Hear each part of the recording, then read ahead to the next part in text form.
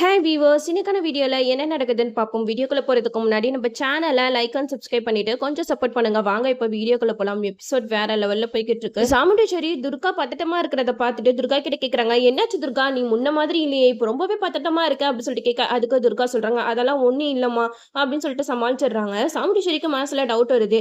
இல்லை, நம்ம எப்படி ரோகிணிக்கு போயிட்டு ஜோசியரை பார்த்து விசாரிச்சோமோ அதே மாதிரி இவளுக்கும் என்னங்கிறத நம்ம ஜோசியரை பார்த்து விசாரிப்போம் அப்படின்னு சொல்லிட்டு சந்திரகலாவை கூட்டிட்டு ஜோசியரை பாக்குறதுக்காக போறாங்க. அப்போ துர்கா கார்த்திக் கிட்ட சொல்றாங்க, மாமா அம்மா வேற ஜோசியரை பார்க்க போறாங்க, அவங்க எனக்கு கல்யாணம் நடந்த விஷயத்த அம்மா கிட்ட சொல்லிட்டா என்ன பண்றது அப்படின்னு சொல்லிட்டு கார்த்திக் கிட்ட துர்கா கேட்க, அதுக்கு கார்த்திக் சொல்றாங்க, எனக்கும் அதான் ஒன்றும் புரியல, கண்டிப்பா ஜோசியர் வந்து எல்லா உண்மையும் சொல்லிடுவாரு, ஏன்னா ஒரு சில பேர் பார்த்தோன்னே என்ன விஷயன்றத தெரிஞ்சு சொல்லிடுவாங்க, அதே மாதிரி உனக்கு கல்யாணம் ஆன விஷயத்த சொல்றதுக்கு கண்டிப்பா 100% சான்ஸ் இருக்கு அப்படின்னு சொல்லிட்டு கார்த்திக் வந்து துர்கா கிட்ட சொல்றாங்க.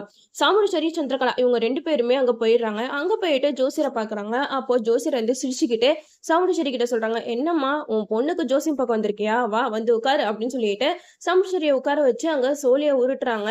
என்ன, உன் பொண்ணுக்கு எப்ப கல்யாணம் நடக்கும் அப்படிதானே நீ யோசிச்சுக்கிட்டு இருக்க, அதுதான் நடந்து முடிஞ்சிச்சு அப்படின்னு சொல்லிட்டு சாமுண்டேஸ்வரி கிட்ட சொல்லும் போது சந்திரகலா சாமுண்டேஸ்வரி ரெண்டு பேருக்குமே ஒண்ணுமே புரியல. என்னங்க ஜோசியரையா சொல்றீங்க, இப்பதான் என் பொண்ணுக்கு நான் மாப்பிளையே பார்த்துட்டு இருக்கேன், அதுக்குள்ள எப்படி அவளுக்கு கல்யாணம் முடிஞ்சிருக்கும் அப்படின்னு சொல்லிட்டு கேட்க, அதுக்கு ஜோசியர் சொல்றாங்க, இந்த சோழி உண்மையை தரமா சொல்லுது, உன் பொண்ணுக்கு ஏற்கனவே கல்யாணம் ஆயிடுச்சு, கல்யாணம் ஆன பொண்ணுக்கு மறுபடியும் எத்தனை தடவை தான் நீங்க கல்யாணம் பண்ணுவீங்க அப்படின்னு சொல்லிட்டு கேட்கும்போது நம்ம சாமுண்டேஸ்வரி சந்திரகலா ரெண்டு பேருமே அதிர்ச்சியா பாக்குறாங்க.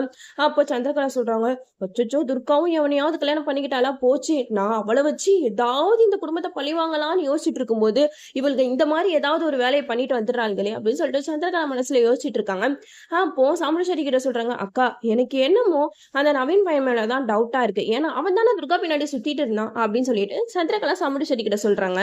இதை கேட்ட சாமுண்டேஸ்வரிக்கும் என்ன சொல்றதுனே புரியல. ஜோசியர் கிட்ட நான் வரேன் அப்படின்னு சொல்லிட்டு வீட்டுக்கு போயிடுறாங்க. அவங்க வீட்டுக்கு போனா துர்கா வந்து பத்தட்டமா இருக்கிறத சாமுண்டேஸ்வரி பாத்துக்கிட்டே தான் இருக்காங்க. அப்போ சாமுண்டேஸ்வரி திடீர்னு துர்கா நில்லு அப்படின்னு சொல்லிட்டு ஒரு சவுண்ட் கொடுக்குறாங்க. அப்பவுமே நம்ம துர்காக்கு வந்து கதி கலங்கி போயிடுச்சு.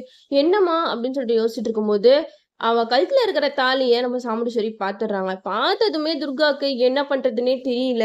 சாமுண்டேஸ்வரி கேக்குறாங்க, என்னது இது கழுத்துல தாலி அப்படின்னு சொல்லிட்டு கேட்கும்போது துர்கா எல்லா விஷயத்தையுமே சாமுண்டேஸ்வரி கிட்ட சொல்லிதான் ஆகணும். ஏன்னா எவ்வளவு நாளைக்கு இந்த தாலி விஷயத்த மறைக்க முடியும், எங்க பார்த்தாலும் ஒரே இந்த தாலி சீனா தான் இருக்கு, ஒரே தாலி சீசன் போல, அதனாலதான் ஃபுல் அண்ட் ஃபுல் எல்லா சீரியல்ஸ்லயும் இந்த தாலியை பத்தியே சீன் ஓடிட்டு இருக்கு.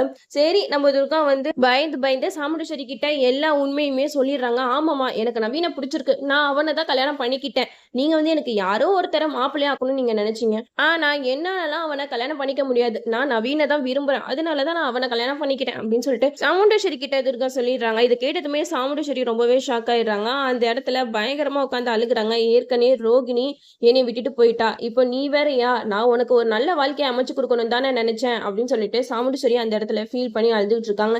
இனிமேட்டு எனக்கு யாருமே தேவையில்லை, எல்லாரும் அவங்கவுங்க இஷ்டத்துக்கு வாழ்க்கையை பார்த்துட்டு போங்க அப்படின்னு சொல்லிட்டு செம்ம கோவத்துல கத்துறாங்க. நம்ம கார்த்திக் வந்து எவ்வளவோ சமாதானப்படுத்தணும்னு நினைக்கிறாங்க. பட் அந்த இடத்துல நம்ம சாமுண்டேஸ்வரி சமாதானம் ஆக மாட்டேங்கிறாங்க. இதுக்கப்புறம் நம்ம துர்கா நவீன் இவங்க ரெண்டு பேரையும் நம்ம சாமுண்டேஸ்வரி சேர்த்து வைப்பாங்களா, அப்படி இல்லைன்னா ரெண்டு பேரையும் இந்த வீட்டை விட்டு துரத்திடுவாங்களான்றத நாமளும் வெயிட் பண்ணி பார்ப்போம். ஓகே வீவர்ஸ், இந்த வீடியோ உங்களுக்கு பிடிச்சிருந்தா லைக் பண்ணுங்க, மறக்காம நம்ம சேனலை சப்ஸ்கிரைப் பண்ணிருங்க.